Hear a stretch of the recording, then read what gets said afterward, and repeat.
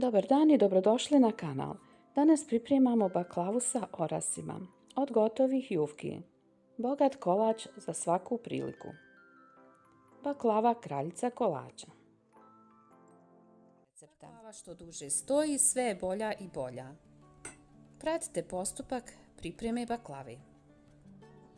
Za našu baklavu pripremili smo 2 pakovanja jufke za baklavu.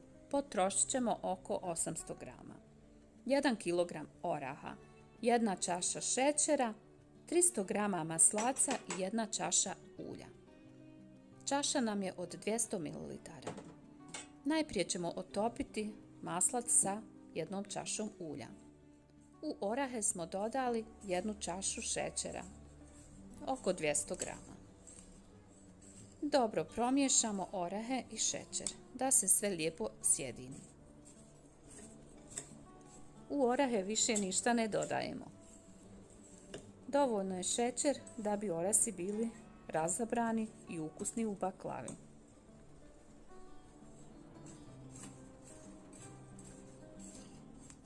Na početku pripreme kuhamo agdu. U 1,5 kg šećera dodamo 1 litar vode. Na kraju ćemo dodati i 1 limun, izrezan na kolutiće. Agdu kuhati 10 minuta na srednjoj temperaturi od momenta kada proključa. Pred kraj kuhanja dodati limun izrezan na kolutiće i ostaviti agdu da se lagano hladi jer će nam biti potrebna mlaka agda.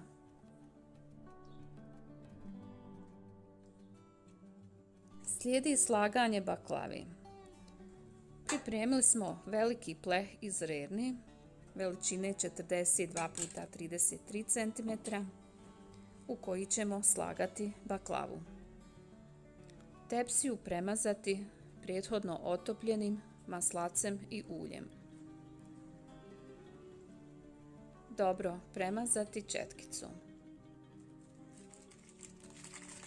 Ovdje su nam 2 pakovanja jufke za baklavu,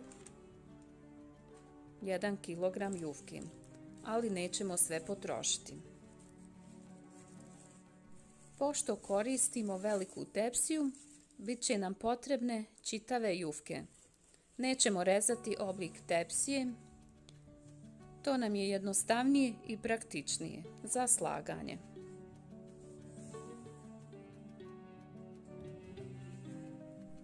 Najprije redati u tepsiju 4 lista jufke. Svaki list premazati smjesom maslaca i ulja.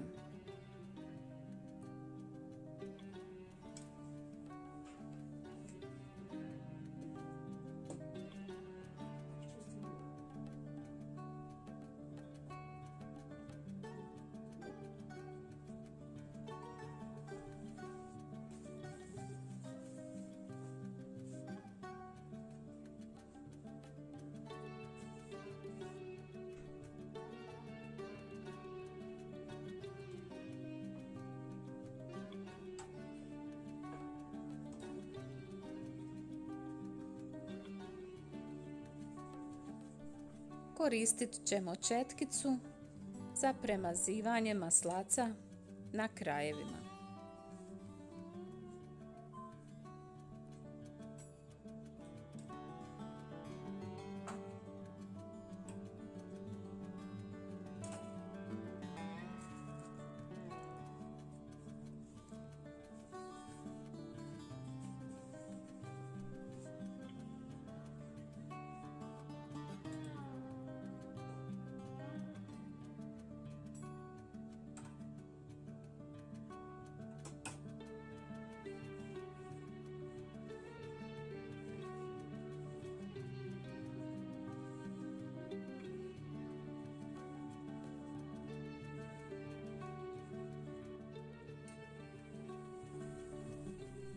Preko četvrte premazane jufke rasporedimo smjesu sa orasima.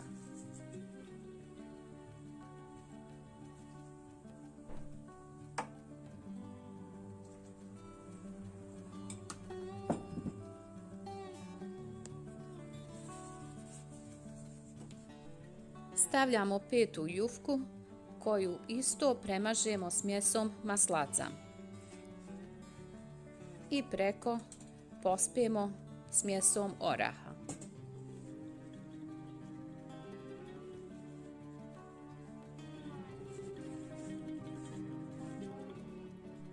Maslac premazujemo da se jufka lijepo omekša, da ne puca, posebno na krajevima.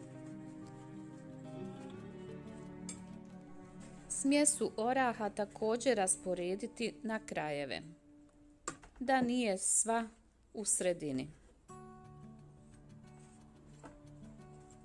Nastavljamo sa slaganjem baklavi. Svaku jufku premazujemo sa malo maslaca, razmažemo krajeve da ne pucaju, da se ne suši i posipamo smjesom oraha. Za kraj odvojit ćemo 3 lista jufke s kojima ćemo prekriti baklavu. Potreban je i još jedan list jufke koji ćemo staviti preko baklavi.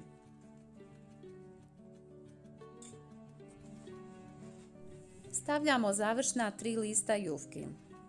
2 lista premazati maslacem, a treći ne treba jer slijedi rezanje baklave. Za pripremu naše baklave utrošili smo 800 grama jufke za baklavu. Što znači da nam je ostalo nešto jufke koju nismo upotrijebili.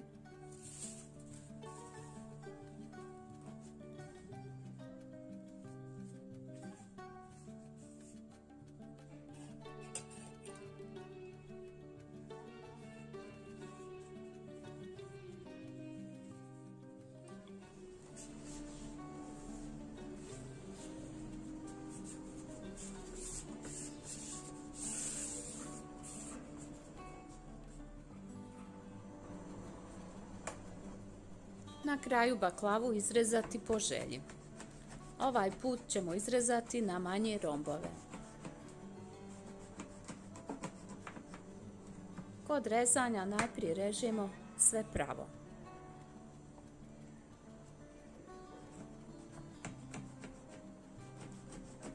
I veličinu možete odrediti po želji. Neko voli i veće baklave, a neko i sitnije. Potreban vam je i tanak oštar nožić.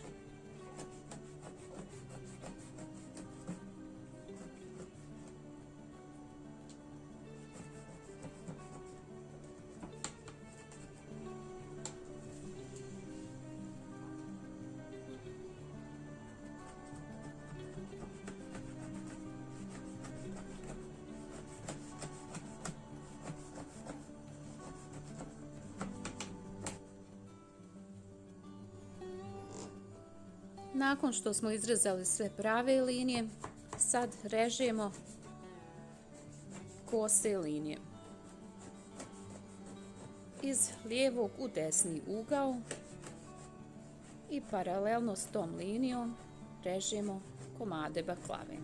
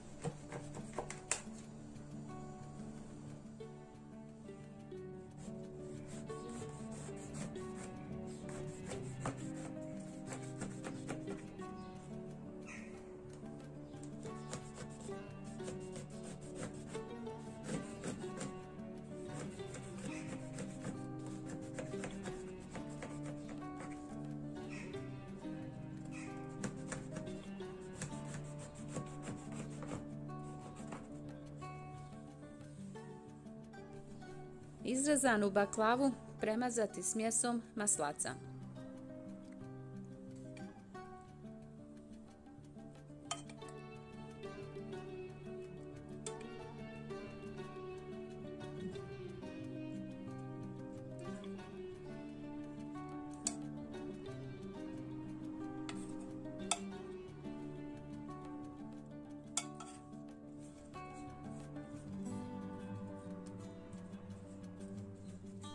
Preko izrezane baklave stavljamo zadnju jufku.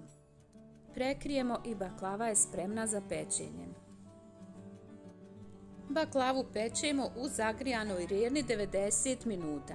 Najprije na 200 stepeni 10 minuta, smanjiti na 150 pa peći idućih 80 minuta.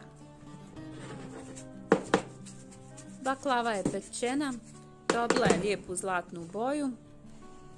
Provjerimo da li se odvaja od tepsije. Da li dno baklave može se odvojiti kad protresemo od tepsije. Najprije odstraniti gornju jufku i zaljevamo agdom. Mlaka agda, vruća baklava.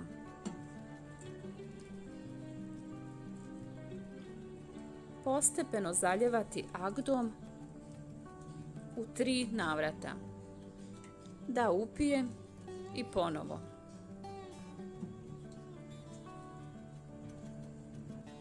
Prvi put natopiti dobro agdom do vrha baklavi.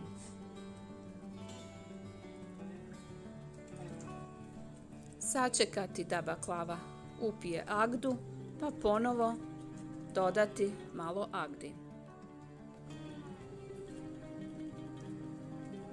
Natapati postepeno baklavu.